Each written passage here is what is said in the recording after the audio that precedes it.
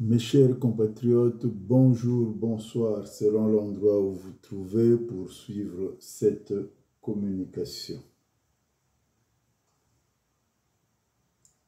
Ma communication d'aujourd'hui s'intitule « Françoise Joly, un ovni au sein du pouvoir dictatorial du Congo ».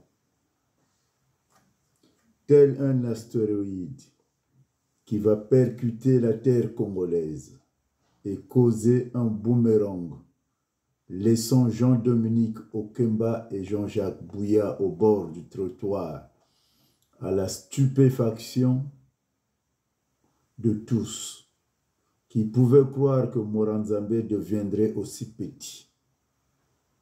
Lui qui, revolver en main, montait sur le cimetière de Poroporo pour symboliser sa toute-puissance. Et pourtant, Françoise Joly a porté le dessus.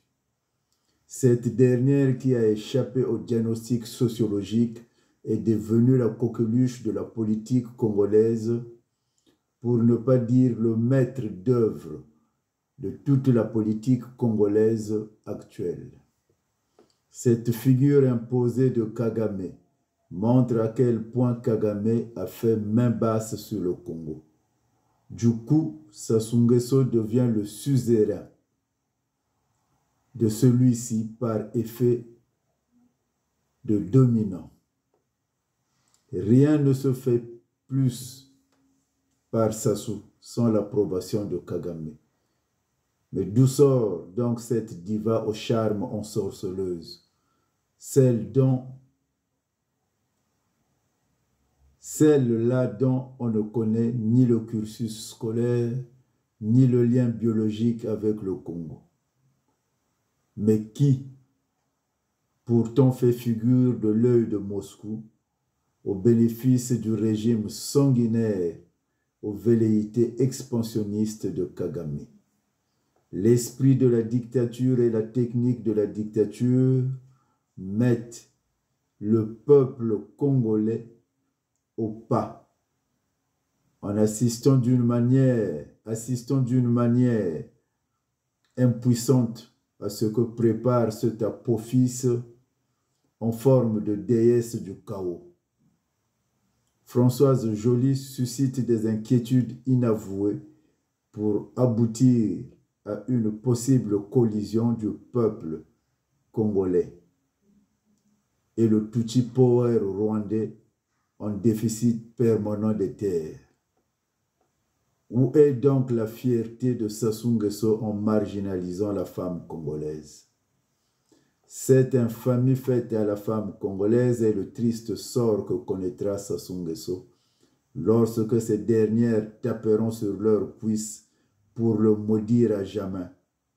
Pareil pour Maman Mouebara, dont le nom a été immortalisé par le vote d'une loi du même nom pour la protection des violences faites contre les femmes.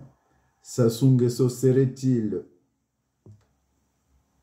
un étranger comme le propage la radio-trottoir, pour qu'il s'en souvienne au crépuscule de sa fin, de sa vie plutôt, afin qu'il laisse le Congo aux mains des étrangers en lieu et place des autochtones.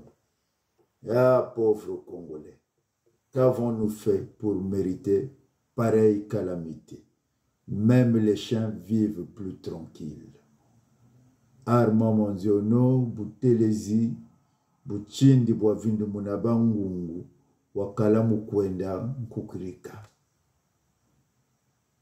La communication d'aujourd'hui s'arrête là.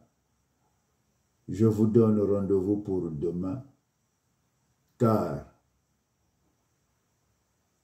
le combat que j'amène s'arrêtera quand la victoire sera totale.